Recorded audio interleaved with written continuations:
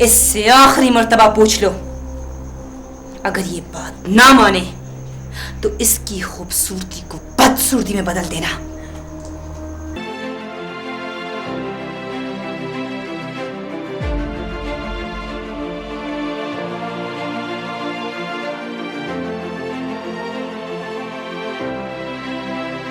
लोगों को खूबसूरती से प्यार है, मैं बदसूरती से मोहब्बत करता हूं। खास तौर पर खूबसूरत चेहरे जब रंग बदलते हैं तो मुझे बहुत अच्छे लगते हैं।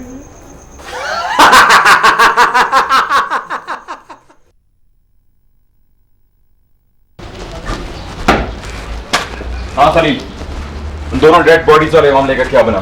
कुछ पेशरफ्त हुई? जी सर, मुखबर फैला रखे हैं जी, जल्दी कोई नतीजा सामने आ जाएगा। देखो खलील, मैं अच्छी तरह जानता हूं कि तुम जैसे सीनियर ऑफिसर्स, मैं तुम्हारी बात नहीं करूंगा, हम जैसे यंग ऑफिसर्स को पसंद नहीं करते, लेकिन एक बात याद रखना, जहां तजुर्बा जरूरी है वहां आला तालीम भी बुनियादी किरदार अदा करती है। नहीं सर, ऐसी कोई बात नहीं है जी, आपको गलतफहमी हुई है जी। बहरहाल मुझे नतीजा चाहिए। ये बात तो तय है कि ये ऐसे गिरोह का काम है जो शरीफ लड़कियों को मजबूर करके इस तरफ लाता है और बात ना मानने पर कत्ल तक नौबत जा पहुंचती है। सजीब, ये बात आप कैसे कह सकते हैं? हो सकता है कोई और मामला हो। मैं तुम्हें ये नहीं बता सकता कि मैं क्यों इतने कॉन्फिडेंस से ये बात कर रहा हूं। बहरहाल तुम इस पॉइंट को बुनियाद बनाकर तफ्तीश करो। राइट? बेहतर सर।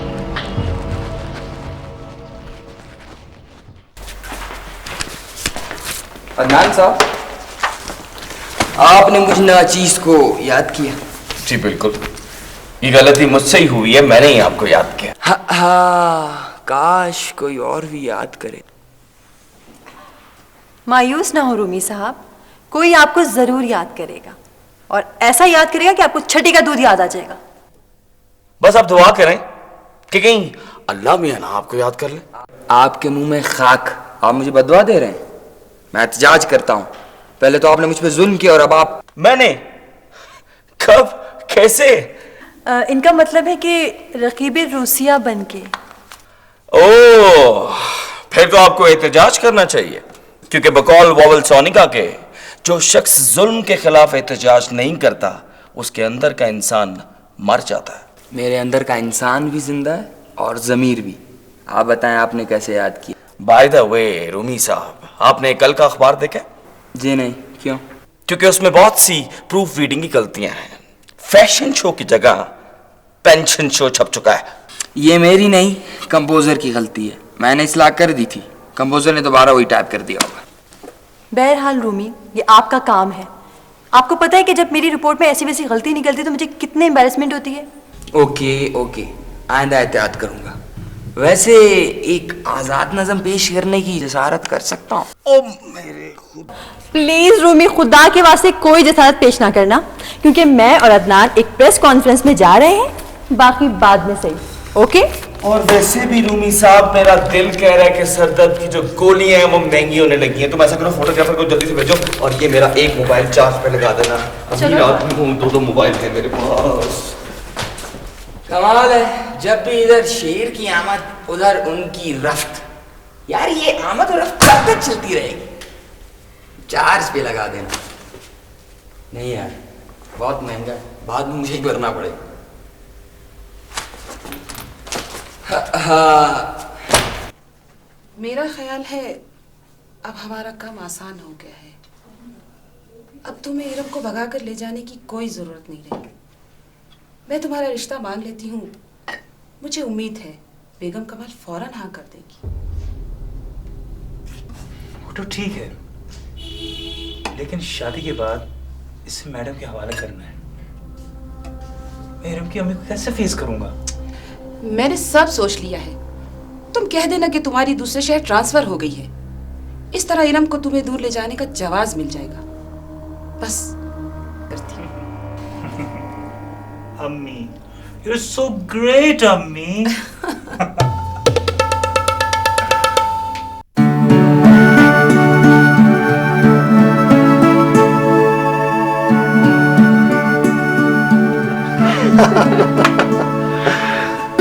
देखिए इकबाल भाई, मैं आपसे छोटा हूँ और मेरा आप पर हक भी बनता है।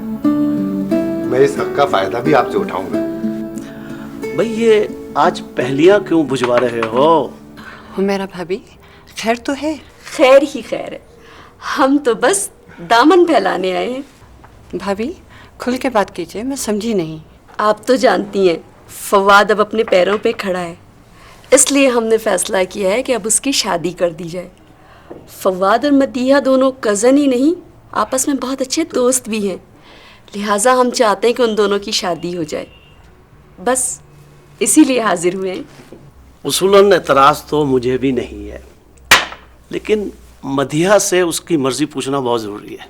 बिल्कुल बिल्कुल, मदीहा से आप उसकी मर्जी पूछ लीजिए, हमें भी कोई जल्दी नहीं है। लीजिए प्लीज, आप लीजिए ना। हाँ जी बिल्कुल। जी जी, नहीं नहीं बिल्कुल जनाब, हो जाएगा, कोई ऐसी बात नहीं, कोई नहीं ऐसी। Okay okay sir, okay. जी मिस नाइला। सर ये शरीफ साहब की एप्लीकेशन है, उन्हें टाइफाइड हो गया है। शरीफ साहब का घर कहाँ है? सर ज़्यादा दूर नहीं है। मैं उनकी इयादत के लिए जाना चाहता हूँ। आखिर मेरे वो स्टाफ का हिस्सा है। भाई अपने स्टाफ का ख्याल मैं नहीं रखूँगा तो और कौन रखेगा? सर ये तो आपकी मेहरबानी है जो आप हमारा इतना ख्याल रखते हैं। आप ऐसे करें कि कुरैशी साहब से कह दें कि वो मेरे साथ उनके घर चलें और आप ऑफिस का ख्याल रखिएगा। हम आधे घंटे में लौट आएंगे। ठीक है सर। ठीक है, आप जा सकती हैं। अच्छा सर, थैंक यू सर।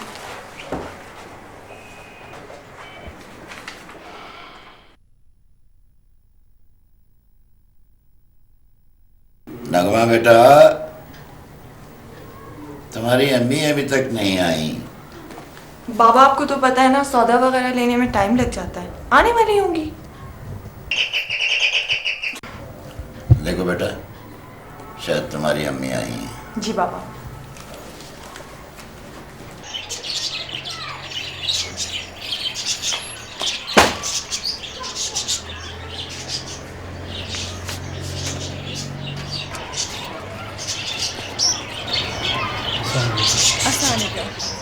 जमीन साहब मेरे साथ है, आपके अबू का पता करना है।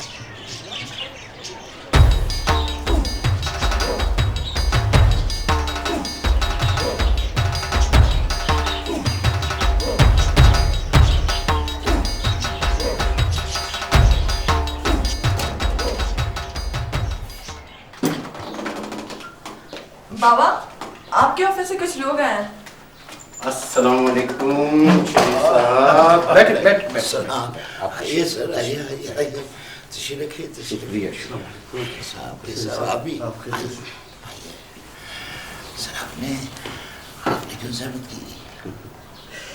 इसमें ज़हमत की कौन सी बात है शरीफ साहब, ये तो मेरा फर्ज है। मैं हैरान हूँ, मेरे घर इस काबिल तो नहीं है कि। ये बातें छोड़िए, ये बताइए कि अब आपकी तबीयत कैसी है? जब से दवा खाई है काफ़ी बेहतर महसूस कर रहा हूँ। बेटा वो मेहमान आए हैं, इनके लिए कोई चाय वाय का बंदोबस्त करो। नहीं, तकल्लुफ़ की कोई ज़रूरत नहीं। मुझे वापस ऑफिस जाना है, वहाँ नायला अकेली है। मैंने सोचा खड़े खड़े आपकी इयादत करता हूँ। जी यूँ कीजिए अपना शरीफ साहब,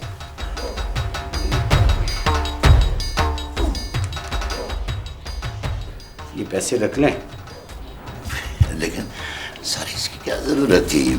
आप रख लें, आप किसी अच्छे से डॉक्टर से अपना इलाज ठीक तरह से करें। बैठिए। बहुत बहुत शुक्रिया नवाज़िश आपकी। चलता हूँ।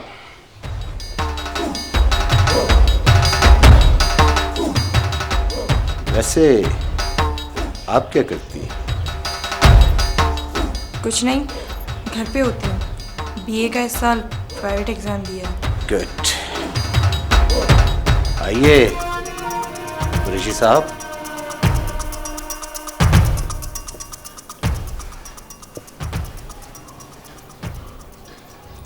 वैसे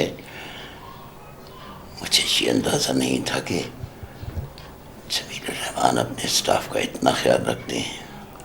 बाबा, मुझे ये आदमी कुछ ठीक नहीं लगता। वो मैं ज़रा दरवाज़ा बंद कर रहा हूँ।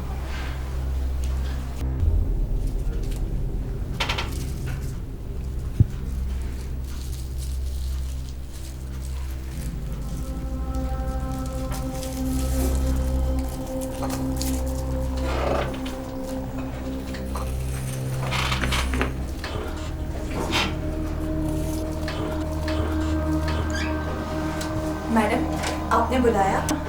आ नगमा, बैठो।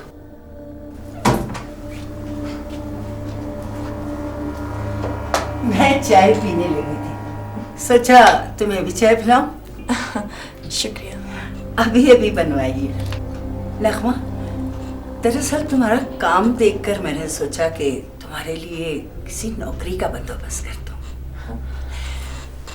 एक गारमेंट्स फैक्ट्री में कुछ नए कारीगरों की जरूरत है, अगर तुम कहो तो बात करूं।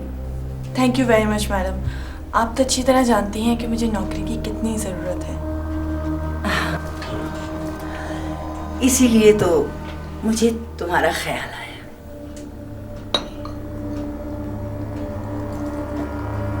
नगमा, क्या बात है? तुम्हारी तबीयत तो ठीक है ना?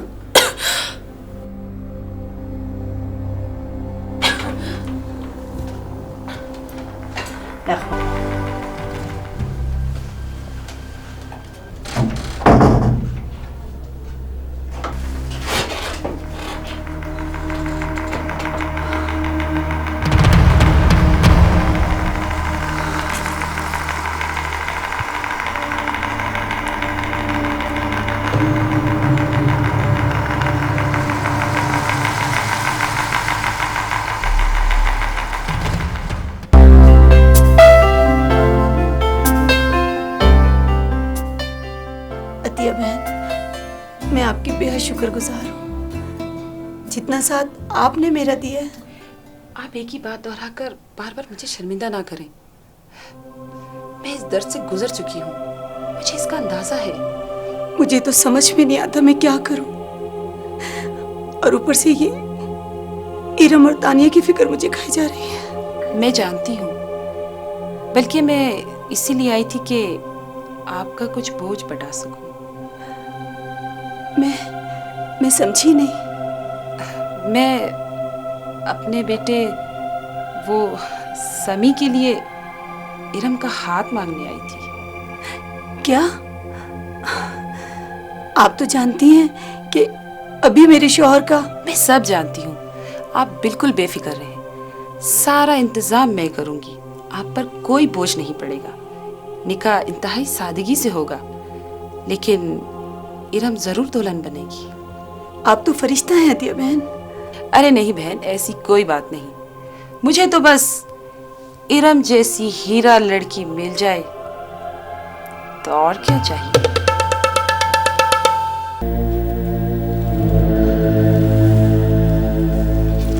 तो मेरा शुबा दुरुस्त निकला।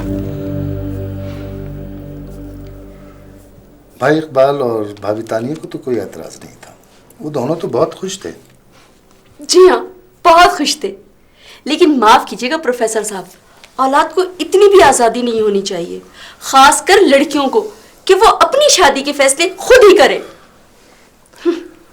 ये तुम नहीं, तुम्हारा गुस्सा बोल रहा है मेरा बेगम। हर लड़की को मजहबन और कानूनन इस बात का हक हासिल है कि वो अपने लिए आने वाले किसी भी रिश्ते से इनकार कर दे। पापा, मदिया ने इनकार करके मेरी और आप लोगों की तौहीन की है। मेरे सीने में आग लगी हुई पापा जान। तो क्या करोगे तुम? क्या करोगे?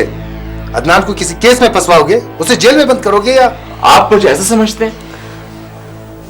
तुम पढ़े लिखे होकर जाहिलों वाली बातें कर रहे हो।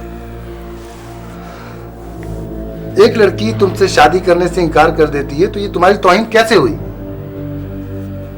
फर्ज करो अगर उसकी जगह तुम होते और शादी से इनकार कर देते तो फिर? पता नहीं, आप शायद ठीक कह रहे हैं। शायद मैं जेलस हो गया था। तुम यकीनन जेलस फील कर रहे हो। Take it easy my boy.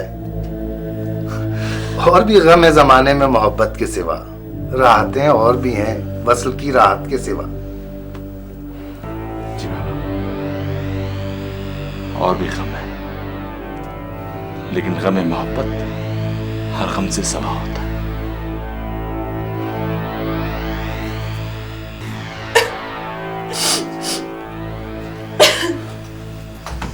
बंद करो ये रोना रोना और मेरी बात मानो। ऐश करोगी ऐश? अरे क्या रखा है इस झूठी इज्जत और अना में? सारी जिंदगी रोते हुए गुजरेगी। खुदा का वास्ता, मेरी तस्वीरें मुझे वापस कर दो। हम गरीबों के पास एक इज्जत के अलावा और होता ही क्या है? गरीब गरीबों के पास इज्जत के सिवा होता ही क्या है? अरे जाओ, गरीबों की इज्जत होती कहाँ है? कुछ भी कर लें, आपकी बात नहीं मानूंगी। नहीं मानोगी तो बदनाम हो जाओगी। मैं पुलिस स्टेशन जाऊंगी। जाओ जाओ, जरूर जाओ, ताकि अखबारों में तुम्हारी इज्जत का जनाजा अच्छी तरह निकले। फिर देखूंगी कि तुमसे शादी कौन करेगा। मैं मर जाऊंगी, लेकिन जाओ जाओ, लेकिन मरना इतना आसान नहीं होता लड़की। मैं तुम्हें एक बार सोचने का और मौका देती हूँ। जाओ और जाकर अच्छी तरह सोचो। मैं मैडम आलिया को बताऊंगी। मैडम आलिया? जरूर जरूर, वो भी तो हमारी बॉस है। क्या? अल्लाह!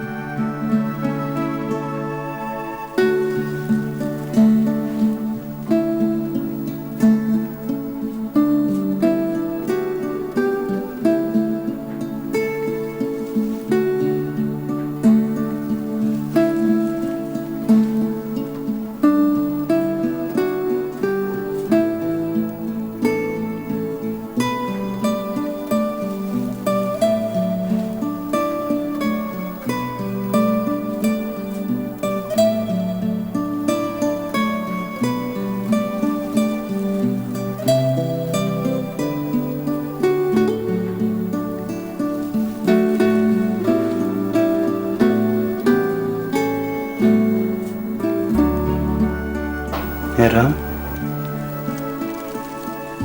भाई, सर तो उठाओ। वाह, चश्मे बदो, नजर न लगे। ये तो बहुत खूबसूरत लग रही है। कैसी बेबसी है, करीब होते हुए भी दूर हूं। शिकार मेरा, ले कोई और जाएगा। क्या सोच रहे हैं आप? कुछ नहीं, तुम्हारे बारे में ही सोच रहा था। निरम, अगर आपसे कुछ कहूं तो बुरा नहीं मानोगी ना? मैं आपकी किसी बात का बुरा नहीं मान सकती, और मुझे तो यकीन ही नहीं हो रहा कि हमारी शादी हो गई है। जज्बे सच्चे हो तो मंजिल आसान हो जाती है। आप कुछ कहना चाह रहे थे ना? कहो कि हमारी शादी हो चुकी है, लेकिन हम अभी एक नहीं हो सकते।